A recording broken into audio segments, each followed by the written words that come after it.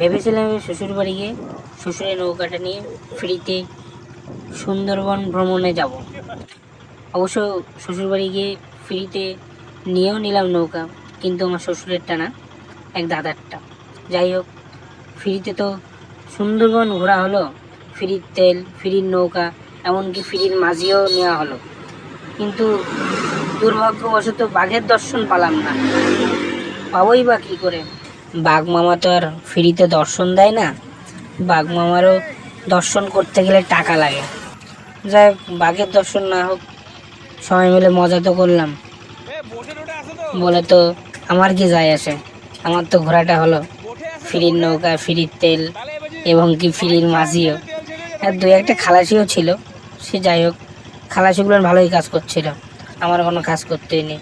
আমি শুধু বসে বসে ভিডিও করেছি আর চারিদিক দেখেছি যে কোথাও বাঘ দেখা যায় নাকি।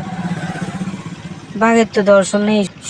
এই সুন্দরবনে তো ঘোরা তো হলো, আর যাই হোক